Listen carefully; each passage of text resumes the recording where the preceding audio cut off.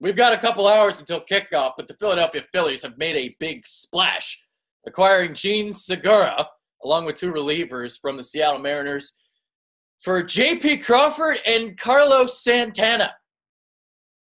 That's it. No Eflin, no Romero, no Medina, no young pitcher the Phillies had to part with. So you get Gene Segura, and, well, you get a flat-out hitter at the shortstop position. Over the last 3 years, Segura ranks first in average among shortstops, 308, fourth in on-base percentage, 353, 11th in slugging, 449, and fourth in OPS at 115. He's about an average defender at shortstop, but you know what? Average for this team looks like a Gold Glover for considering what the Phillies were throwing out at shortstop last year. So Segura, you bring him in here, that's all great.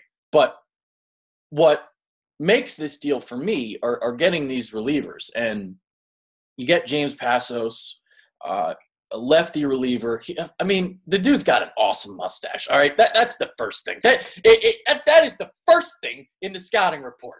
Awesome mustache, and he's going to give you about 50 innings out of the pen.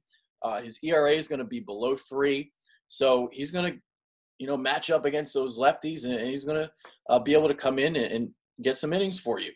And then you look at Juan Nicasio. Nicasio was a guy that was actually with the Phillies a couple years ago before they traded him to the Cardinals, but he's now back in Philly.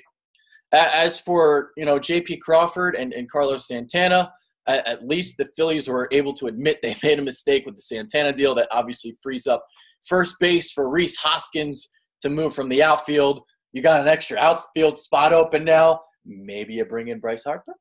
Although the rumors right now, it sounds like it could be Manny Machado and not Harper. Machado and Segura are really good friends. You'd have to figure out what you want to do with Michael Franco at third base, but there's that. So just quick thoughts on the deal. Just really quick video here. Tony and I are going to break down this deal even further tomorrow during the afternoon. We're going to do a show around 2, 3 o'clock, something like that. And I'm really curious to see what his thoughts on the deal were, because he's not as crazy about this deal as, say, 99% of Philadelphia. He's questioning. He's like, why did it only take Carlos Santana and J.P. Crawford to get Gene Segura?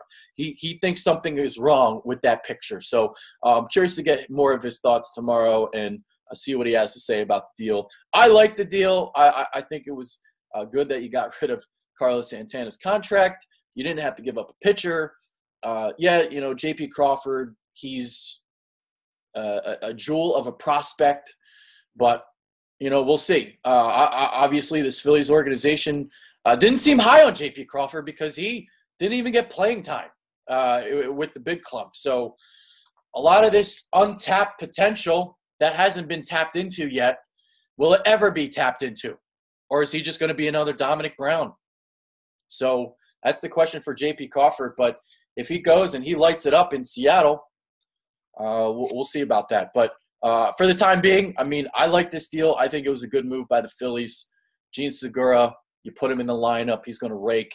He's going to hit over 300. So not great with the glove, about average defensively, but he's going to help that lineup out. And you were able to get rid of Carlos Santana. So those are kind of my thoughts on the deal. I'm out of here. And check after the game tonight. As you guys know, recap, Philly 500 and I will be ready after an Eagles victory. Take care.